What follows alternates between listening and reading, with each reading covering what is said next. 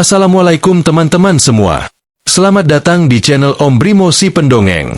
Tempat di mana setiap kisah punya makna. Dan setiap makna bisa jadi pelajaran untuk hidup kita. Sebelum kita mulai ceritanya, jangan lupa untuk tekan tombol subscribe.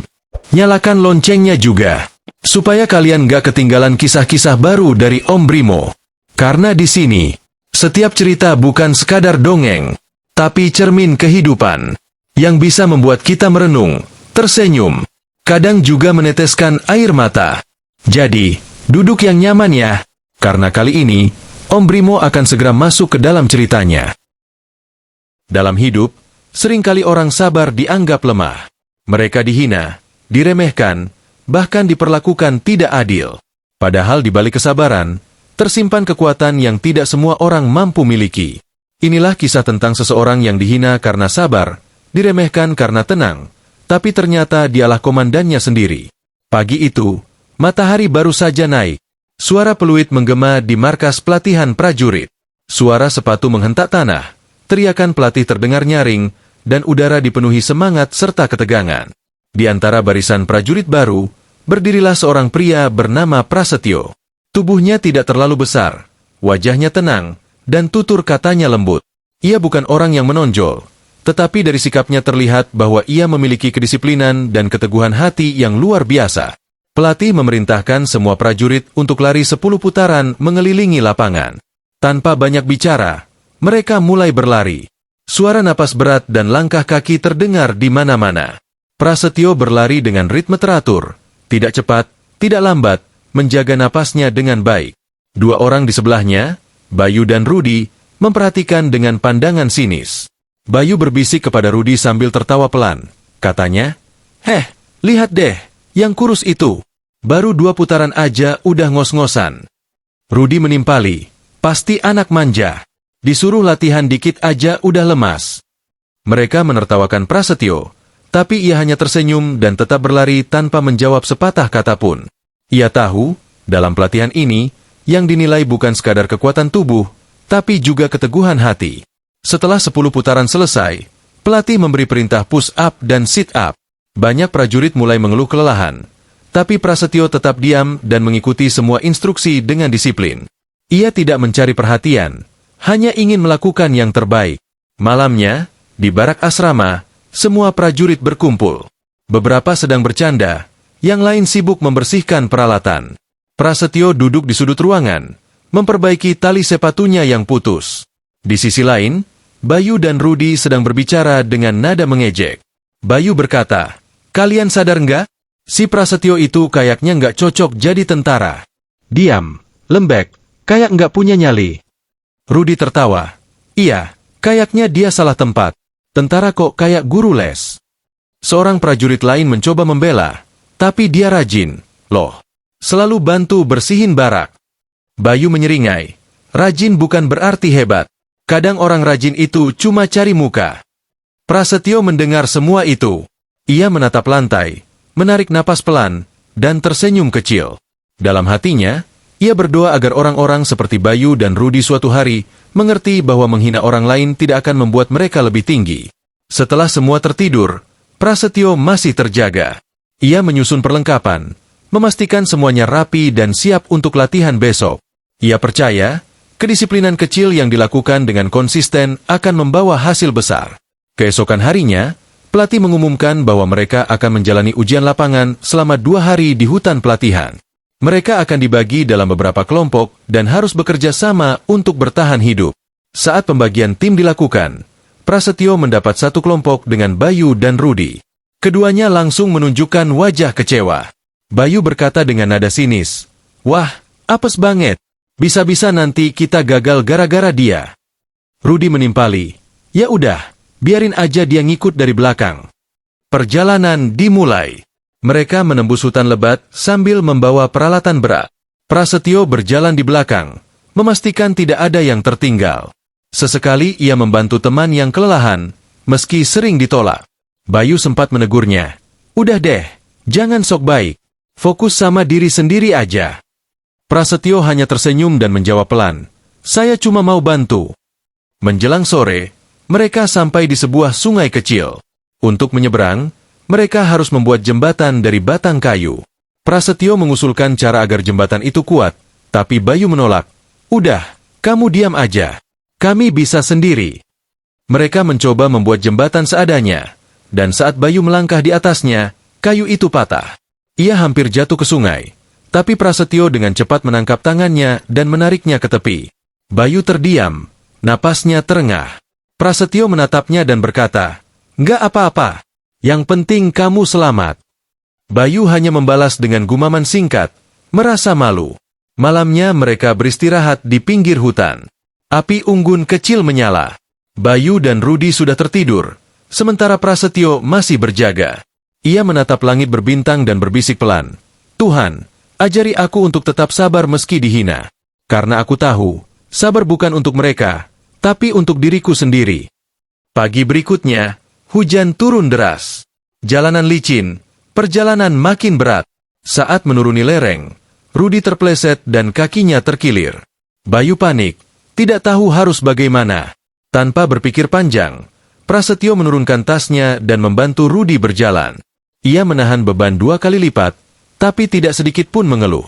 Bayu menatapnya, kali ini tanpa ejekan. Dalam hati, ia mulai merasa bersalah, namun masih terlalu gengsi untuk meminta maaf. Setelah perjalanan panjang, mereka akhirnya tiba di titik akhir. Pelatih sudah menunggu di sana dengan ekspresi tenang. Ia memperhatikan Prasetyo yang masih membantu Rudi duduk dan membalut kakinya. Pelatih mencatat sesuatu di bukunya dan mengangguk pelan. Beberapa hari kemudian, semua prajurit dikumpulkan di lapangan utama. Pelatih mengumumkan bahwa besok mereka akan diuji langsung oleh komandan utama. Suasana langsung menjadi tegang. Semua ingin tampil sempurna. Bayu dan Rudi bertekad menunjukkan kemampuan terbaik mereka. Prasetyo tetap seperti biasa, tenang dan sederhana. Ia lebih fokus membantu teman-temannya yang lain menyiapkan perlengkapan. Malam itu, di barak, suasana hening. Bayu akhirnya memberanikan diri berbicara. "Pres, aku mau bilang makasih. Kalau bukan karena kamu waktu di sungai, mungkin aku udah jatuh." Prasetyo menoleh dan tersenyum. "Nggak apa-apa. Kita satu tim, itu sudah seharusnya." Bayu menunduk pelan. "Aku juga mau minta maaf, udah sering ngomong seenaknya." Prasetyo menepuk bahunya. "Lupakan aja, kita sama-sama belajar." Keesokan paginya, seluruh prajurit berdiri rapi di lapangan. Sebuah mobil hitam berhenti di depan barisan. Pelatih memberi aba-aba, hormat kepada komandan utama. Semua serentak memberi hormat. Dari dalam mobil, turunlah seseorang berseragam lengkap dengan tanda pangkat tinggi di pundaknya. Semua menahan napas. Saat wajahnya terlihat jelas, seluruh barisan terkejut. Itu adalah Prasetyo. Bayu dan Rudi terdiam, tidak percaya. Pelatih tersenyum dan berkata, "Benar, beliau adalah Komandan Prasetyo. Selama ini beliau menyamar sebagai prajurit baru untuk menilai karakter kalian." Semua menunduk malu. Beberapa bahkan tampak hampir menangis. Prasetyo berdiri di depan barisan. Suaranya tegas namun tenang. "Selama pelatihan ini, saya melihat banyak hal. Ada yang disiplin, ada yang rajin, tapi ada juga yang meremehkan orang lain. Saya tidak mencari siapa yang paling kuat, tapi siapa yang paling punya hati prajurit sejati." Ia menatap seluruh barisan. Kesabaran bukan tanda kelemahan. Orang sabar tahu kapan harus diam dan kapan harus bertindak. Ia kemudian berjalan pelan dan berhenti di depan Bayu dan Rudi. "Saya tidak marah. Karena dari semua itu, saya melihat proses kalian. Dan saya percaya, kalian bisa berubah." Bayu menunduk, suaranya bergetar. "Maaf, Komandan. Kami sudah salah menilai." Prasetyo tersenyum. "Tidak apa. Yang penting, kalian belajar." Suasana menjadi haru. Banyak prajurit menitikkan air mata. Mereka menyadari bahwa orang yang mereka hina adalah pemimpin yang selama ini mereka hormati. Sejak hari itu, semuanya berubah. Bayu dan Rudi menjadi lebih sopan, lebih rendah hati, dan lebih menghargai. Mereka sering membantu Prasetyo dalam setiap kegiatan, dan rasa hormat mereka tumbuh dari hati. Suatu sore setelah latihan, Bayu mendekati Prasetyo dan bertanya, "Komandan, kenapa mau repot-repot menyamar jadi prajurit biasa?" Prasetyo menjawab dengan senyum tenang, "Karena pangkat itu tidak penting jika hati tidak benar. Saya ingin tahu, bagaimana seseorang bersikap saat tidak tahu siapa yang ia hadapi. Ia menatap langit sore. Kadang, kita bisa mengenal karakter seseorang bukan dari kata-katanya, tapi dari bagaimana ia memperlakukan orang lain yang ia anggap lebih rendah. Bayu mengangguk perlahan. Kata-kata itu melekat di pikirannya. Pelajaran itu jauh lebih besar dari apapun yang ia dapat selama pelatihan. Beberapa minggu kemudian, pelatihan berakhir. Semua prajurit dinyatakan lulus. Saat nama Bayu dan Rudi dipanggil, mereka berdiri tegap dan memberi hormat kepada Prasetyo. Komandan itu menatap mereka dengan bangga dan berkata, "Selamat, kalian tidak hanya lulus sebagai prajurit, tapi juga sebagai manusia yang belajar menghargai." Bayu menjawab lirih, "Terima kasih, Komandan. Kalau bukan karena kesabaran dan teladan Komandan, kami tidak akan berubah."